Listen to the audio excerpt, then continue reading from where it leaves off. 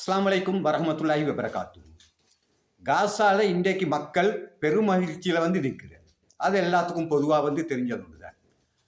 ஏண்டா இந்த யுத்தம் 725 நாளை கடந்து அந்த மக்கள் ஒரு நரக வேதனையை கொண்டு இந்த 725 நாளா அனுபவிச்சு கொண்டு வந்தது.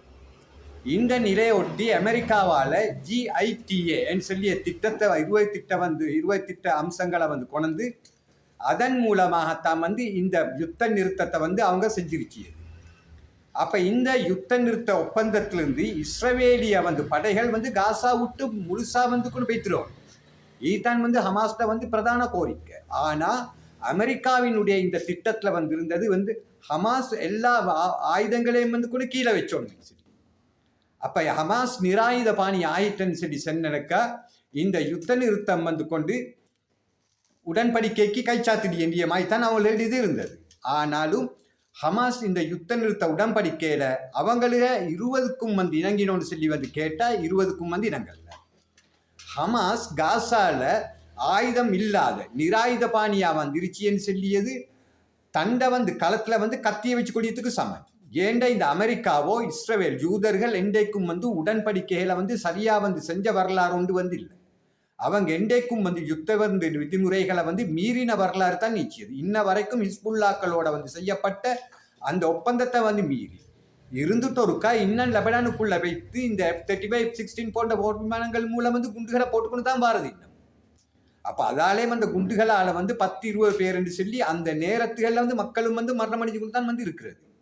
இந்த காசால சமீபத்துல கூட நடந்த உடன்படிக்கைகளை இஸ்ரவேல் மீறி இருந்தது.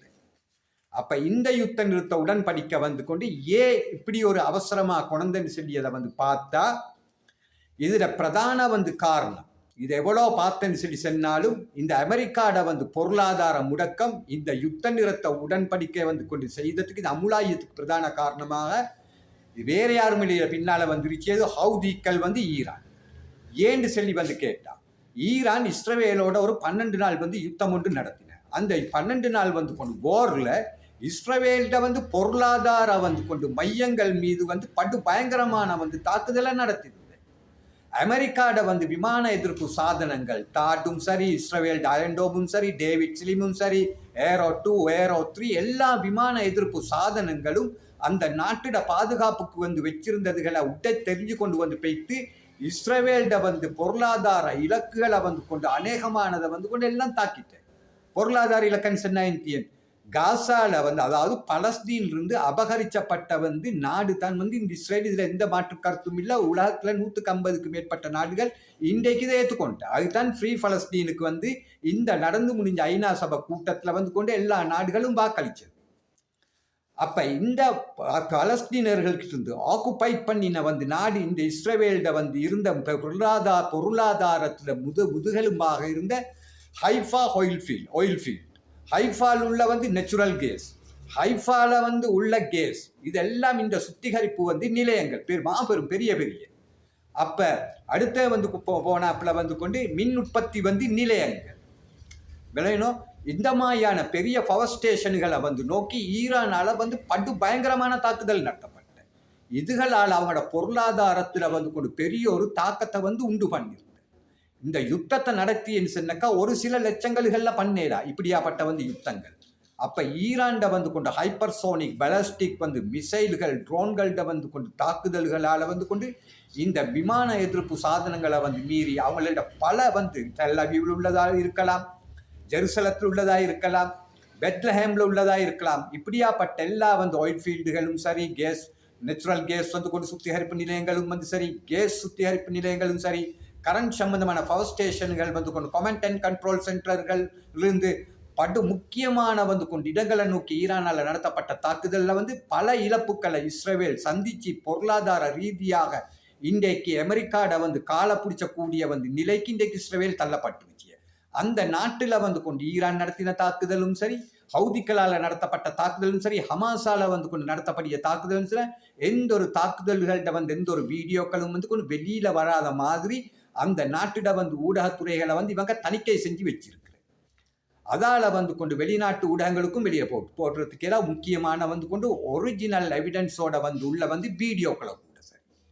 அப்போ ஹமாஸோட வந்து நடந்த யுத்தத்தை வந்து ஒட்டி வந்து பார்த்தா ஹமாஸோட இஸ்ரவேல் இராணுவம் வந்து அன்றாடம் வந்து கொண்டு 100க்கும் அதிகமான வந்து இஸ்ரவேலிய படை வீரர்கள் வந்து கொண்டு மரணம் அடைஞ்சி 100க்கும் அதிகமான படை வீரர்கள் படுகாயங்களுக்குள்ளாக்கப்படி ஒரு சில தாக்குதல்கள் இஸ்ரவேலிய இராணுவ வீரர்கள் 500லேருந்து 1000 வரையும் இந்த காசா மண்ணுக்குள்ளே வந்து ஒரே நாளில் புதைக்கப்பட்ட வந்து அந்த அட்டாக்குகளும் நடந்திருக்கு.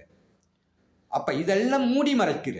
அப்போ நியாயமான இஸ்ரவேலிய இராணுவ வீரர்கள் இந்த காசா வந்து கொண்டு யுத்தத்தில் வந்து கொண்டு மரணம் அடைஞ்சு லட்சத்துக்கும் அதிகமானவங்க ஊனமுற்றவங்கள் ஆயிடுச்சு. கோமா நிலைக்கு தள்ளப்பட்டதிலிருந்து பல வந்து கொண்டு பிரச்சனைகளுக்கு இஸ்ரவேலிய இராணுவத்தில் ஆள் பற்றாக்குறை, பொருளாதார இழப்பு இதெல்லாம் வந்து வச்சு அமெரிக்காவும் வந்து எவ்வளவு காலத்துக்கு இஸ்ரவேலுக்கு ஆயுதம் கொடுக்குவேன், அந்த குடுக்கிய ஆயுதத்துக்குரிய வந்து சல்லியம் அமெரிக்கா சேகரிச்சோனுமே. அப்போ அமெரிக்காவுக்கும் இதுகளில் வார வருமானமும் இல்லை.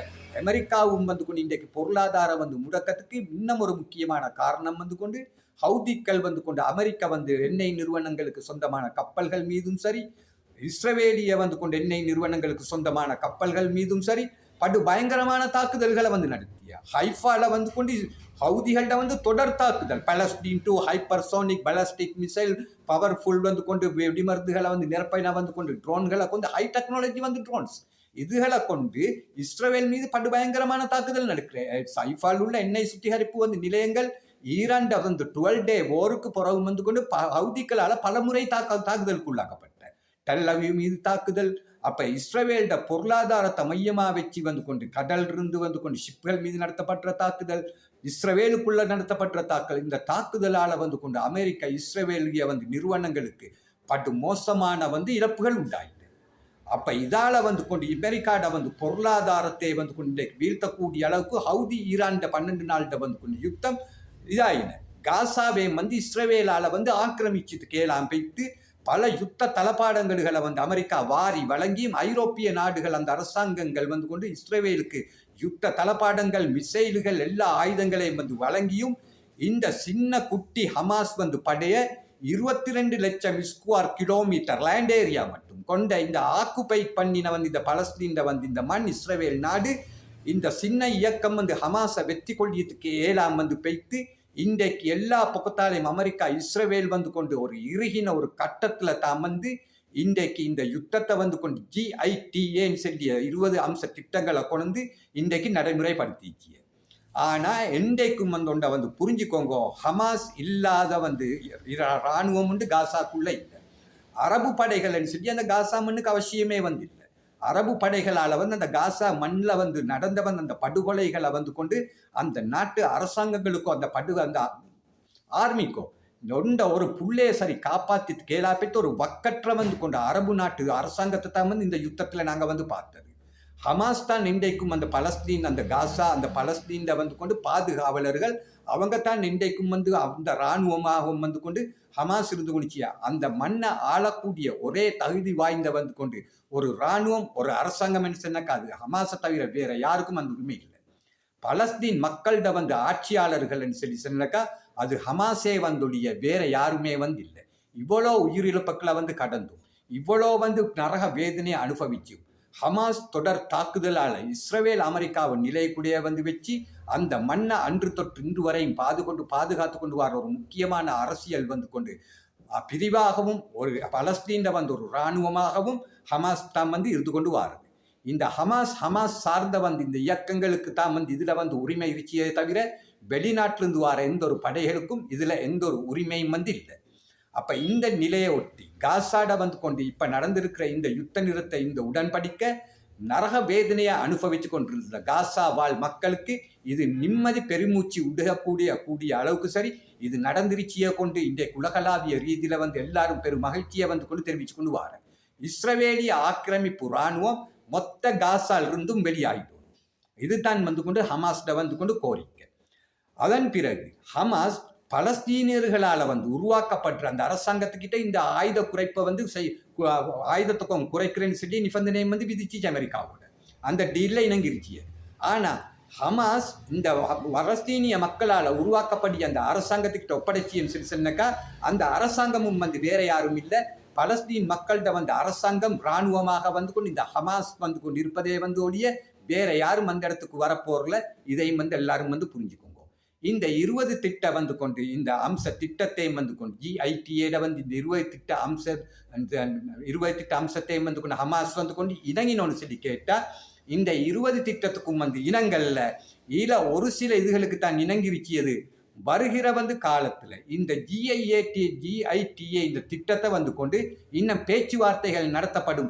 அந்த பேச்சுவார்த்தைகள் இருந்து தான் சுதந்திர பலஸ்தீன் வந்து உருவாகியதிலிருந்து அனைத்து விதமான வந்து கொண்டு முடிவுகளும் வந்து எடுக்கப்படக்கூடிய வந்து கொண்டு இந்த திட்டத்தினூடாக வந்து இருக்கிய பொறுத்து நின்று வந்து பார்ப்போம். முன்னுக்கு வர நாடுகளில் வந்து இது என்ன நடக்கும். ஹமாஸுக்கும் இப்போ ஒரு ரெஸ்டாரண்ட் கிடைச்ச மாதிரி வந்துருச்சும், அந்த பலஸ்தீன் மக்களுக்கும் வந்து கொண்டு அதே மாதிரி தான் வந்து இருச்சும்.